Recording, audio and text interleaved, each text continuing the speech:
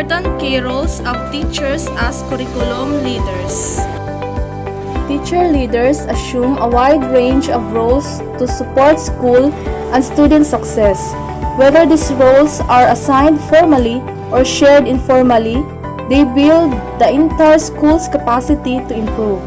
Because teachers can lead in a variety of ways, many teachers can serve as leaders among their peers.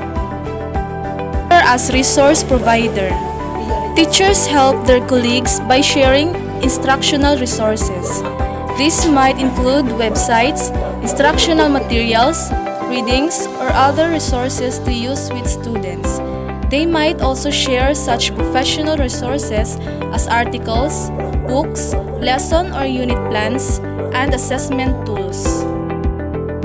Teacher as instructional specialist. An instructional specialist helps colleges implement effective teaching strategies. This help might include ideas for differentiating instruction or planning lesson in partnership with fellow teachers. Instructional specialists might study research-based classroom strategies, explore which instructional methodologies are appropriate for the school, and share findings with colleges. Teacher as curriculum specialist. Understanding content standards, how various components of curriculum link together, and how use the curriculum in planning, structure, and assessment is essential to ensuring consistent curriculum implementation throughout a school.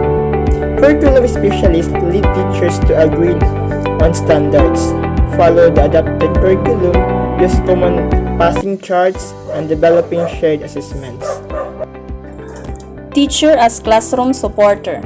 Classroom supporter works inside classrooms to help teacher implement new ideas, often by demonstrating a lesson, co-teaching, or observing and giving feedback.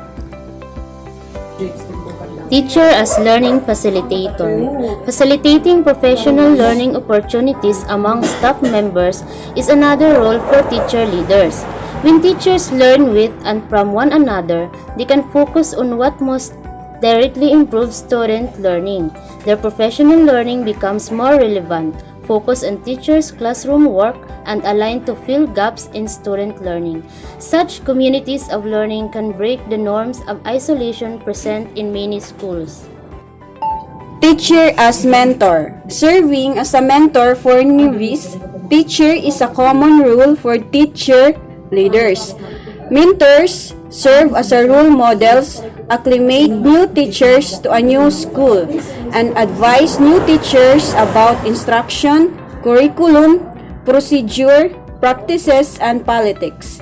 Being a mentor takes a good deal of time and expertise and make a significant contribution to the development of a new professional. Teacher as a school leader.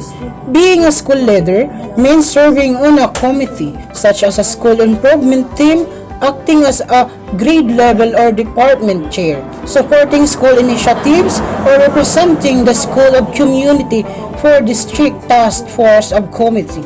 A school leader shares the vision of the school, align his or her professional goals with those of the school and district, and share responsible for the success of the school as a whole. Teacher as data coach. Although teachers have access to a great deal of data, they do not often use that data to drive classroom instruction.